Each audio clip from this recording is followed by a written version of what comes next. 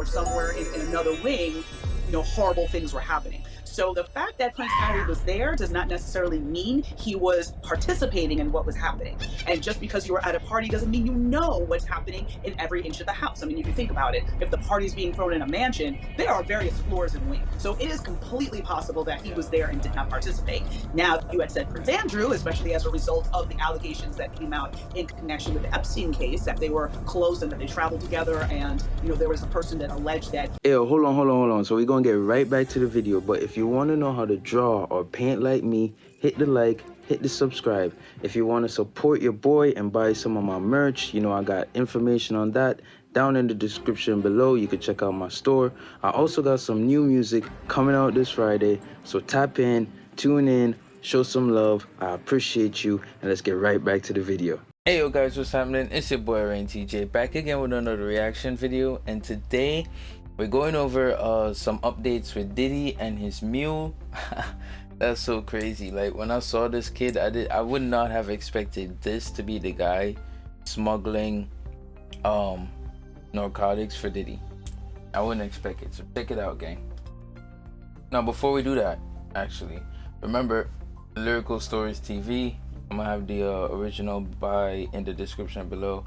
Just head on over there, drop a like, drop a subscribe. It's that easy. This is their content, not mine. So we're gonna show some support where it's due. The suit name dropped several celebrities from Jennifer Lopez and Prince Harry to Cuba Gooding Jr., who Little Rod accused of unwanted sexual touching while on Diddy's yacht. Welcome to Lyrical Stories TV, where the beat of the music industry meets the pulse of real-life drama. Today we're diving into an explosive story that's sending shockwaves through the entertainment world. It's a tale of fame, power, and alleged criminal activities that intertwine the lives of iconic figures. Buckle up as we unveil the layers of a scandal involving one of music's most influential moguls. This isn't just any story. It's a saga that challenges the glittering facade of celebrity life, revealing the shadows that lurk behind the spotlight. Are you ready for this roller coaster ride? Let's get started.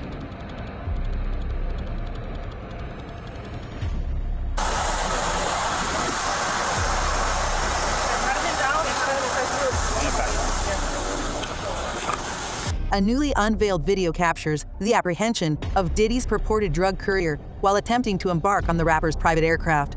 Silence envelopes Brendan Paul, the alleged courier, as he's escorted into a police vehicle, visibly displeased with the situation.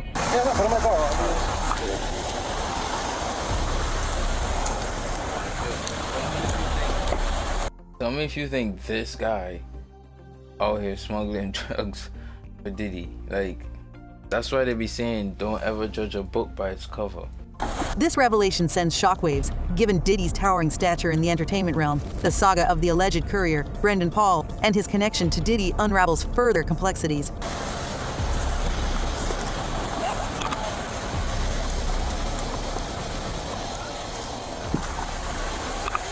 Wow, this is really big. This is really big because you're thinking about this huge mogul. Like, everyone knows who Puffy is, who Diddy is, who Puff Daddy is, who Sean Combs is. No matter what his name, you know who he is. Speculation swirls on whether the charges against Brendan might pivot him into a cooperating witness in any legal actions aimed at Diddy. Despite the gravity of the allegations, Diddy currently faces no criminal charges.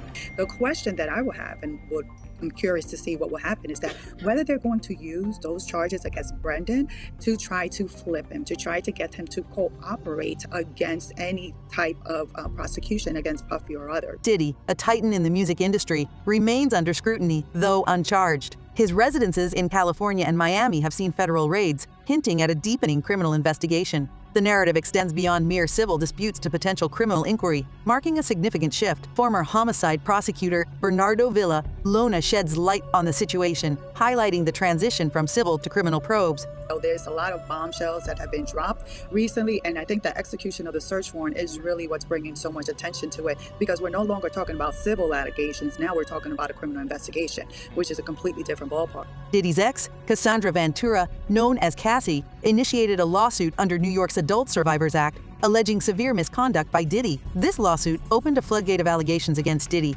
encompassing accusations of assault, and Cassie's lawsuit, settled promptly, did not quell the storm. Additional lawsuits followed, with accuser Joy Dickerson Neal accusing Diddy of assault in 1991. February saw Rodney Jones, aka Lil Rod, filing a suit accusing Diddy of sexual assault, involving high-profile names and alleging Diddy's engagement in illicit activities. The lawsuits not only accuse Diddy of personal misconduct, but also implicate associates in facilitating his alleged actions. I'm getting the feeling where there's smoke, there's fire, right? Because now we have two different instances where you're accused of the same type of behavior, years apart. I think there's something there. And yo, so sorry to cut it, but check me out, gang. What if, right? How did I just lose my thought that quickly? Oh, that's crazy. That's crazy, bro. I don't know that Cuba Gooding Jr. is going to escape from that one, because he already saw definitely people moving away from him within Hollywood circles and other circles once those first sexual assault allegations came out. So at this point, I don't think he's going to get away with it a second time. As for J-Lo, the suit claimed that Diddy required her to carry an illegal gun that was used in a 1999 shooting at a New York nightclub. The fact that she's named as somebody who was carrying a weapon, could that be incriminating for Jennifer Lopez? It can be, but with a huge caveat, right? If I'm not mistaken, that shooting did not result in a death. I know that somebody was harmed, but I don't believe anyone was killed. Because of that, you have the statute of limitations to deal with, which is basically a prolonged amount of a certain amount of time that a prosecutor has to be able to bring charges against someone. And it varies from state to state, but the one thing is consistent is that there is no statute of limitations on murder. So if P. Diddy had actually killed this person, or the person died as a result of their injuries, now J-Lo could be brought into the mix as a co-defendant because of the fact that the person has passed away. No, yeah, that's true and all, but still, can you imagine the conversations in J-Lo's household right now, bro? Her and Ben Affleck, or however you pronounce his name, like, you know what I mean? It's crazy how your past can always catch up with you. But if the person is alive, and maybe they had serious injuries or whatever the case may be, statute of limitations would run, and it is highly likely at this juncture that statute of limitations have expired, therefore she does not have any criminal liability. But the reputational damage might be a different story, because now she's branding herself as something very different than who she was back then. Back then, she was very much Jenny from the block. She was, dating a variety of hip hop artists. She was very much in that world. Now she's married to Ben Affleck. She's trying to, portray herself in a different manner. So now her past is going to come back to haunt her, and we don't know what that's going to mean for her future in terms of movie deals, music deals, or anything like that. So I think for her, it might be more reputational damage than criminal liability. The court doc reads, quote, Mr. Combs was known for throwing the best parties. Sex trafficking parties garnered legitimacy and access to celebrities such as famous athletes, political figures, artists, musicians, and international dignitaries like British Royal Prince Harry. Why even name Prince Harry? There were no allegations against him or anything, but why bring him up? I think it may have been a move to bring more credibility to the filing and say that, basically he being Diddy, was using his fame, fortune, and influence to insulate himself. So he was able to legitimize some of the activities he was doing by having these lavish parties, bringing all these A-list celebrities, but somewhere in a back room or somewhere in another wing, horrible things were happening. So the fact that Prince Harry was there does not necessarily mean he was participating in what was happening. And just because you were at a party doesn't mean you know what's happening in every inch of the house. I mean, if you think about it, if the party's being thrown in a mansion, there are various floors and wings. So it is completely possible that he was there and did not participate. Now, if you had said Prince Andrew, especially as a result of the allegations that came out in connection with the Epstein case, that they were close and that they traveled together, and there was a person that alleged that he had sexually assaulted her while she was underage, that would be a different story. But Prince Harry and the way that it was mentioned seemed to be very, again, just sort of trying to bring legitimacy and talk about these were the people that Diddy surrounded himself by to protect himself. Brendan Paul's arrest while boarding Diddy's jet with narcotics propels the narrative further, raising questions about his potential cooperation with authorities. This unfolding saga against Diddy, intertwined with allegations of narcotics and misconduct, remains under intense scrutiny. Legal experts weigh in on the possible ramifications for Diddy and his circle, underscoring the serious nature of the charges and the implications of the investigations. So far, Brenton has only been arrested for possession of a controlled substance, and this is for the narcotics that they recovered, I believe, in one of his bags that was on the airplane where he was stopped in the airport, Miami airport on Monday. So they haven't linked that to Puffy at all. As of now, it's just for the simple possession, which is still a felony. The question that I will have, and I'm curious to see what will happen, is that whether they're going to use those charges against Brendan to try to flip him, to try to get him to cooperate against any type of prosecution against Puffy or others. I mean, a felony, you can still do jail time. So it's still a serious matter. It's still a serious charge because you can do jail time having to deal with felony possession of narcotics. But just because he just got charged with those 2 counts, it doesn't mean that in the future he's not going to be charged with several other counts. It all depends where this investigation leads. But again, if I were Puffy, if I were anyone that were associated with Brendan Paul, I would be nervous because it's possible that he can cooperate in order to avoid any jail time and actually sing on other people. Woo! Yo, so what y'all think though? What y'all think? Y'all think if this happens, y'all think he gonna sing on Puffy or if he gonna stay solid? Comment down below and let me know. Well, it's something that we're not supposed to know about, but given that I used to be a prosecutor for 16 years, when it comes to cooperating, well, number one, he has to be willing to cooperate. And that's going to be a conversation between the prosecutors and his attorneys will talk to Brendan to see whether that's an avenue they want to take. I mean, personally, depending on how much exposure he has in terms of jail or how much exposure he has about pending other charges that can come about this entire investigation, it may be a question where he's like, it's not worth it for him to cooperate because he'll be scared of any backlash.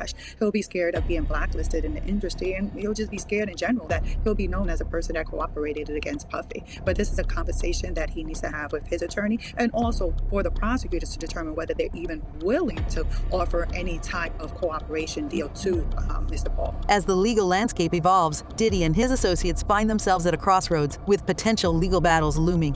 The industry watches closely as these allegations might reshape perceptions and careers, underscoring the precarious balance between fame, power, and accountability. I'm sure that those people that are named in that lawsuit are very nervous right now, very nervous, even more nervous now after the execution of that search warrant, but also nervous because he revealed about these secret recordings, and they're wondering whether they could have been secretly recorded. Are there recordings of them engaging in these type of activities? Because even though it may not be criminal, some of those activities, it still does tarnish their image, so they can still take a toll in terms of their branding.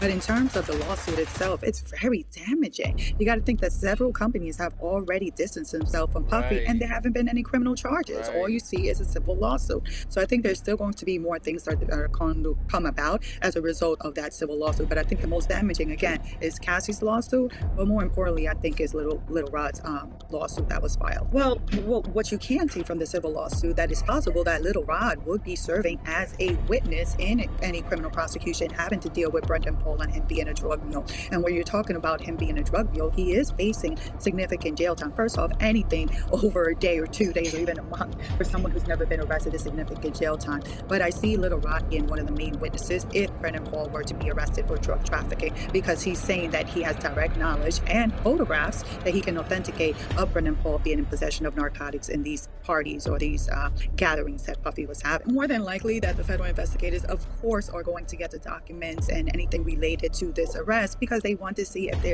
they're able to connect this to their bigger investigation. Again, we keep on saying that the investigation is into Puffy. We don't have direct knowledge that it is. Of course, that will make an emphasis because his homes were searched, but we believe that what they're wanting to do is do further investigation with law enforcement, the Florida case, to see if there's a way that they can tie his arrest to Puffy. But as of now, there has been no link between his arrest on Monday and to Puffy. Stay tuned to Lyrical Stories TV for ongoing coverage of this developing story.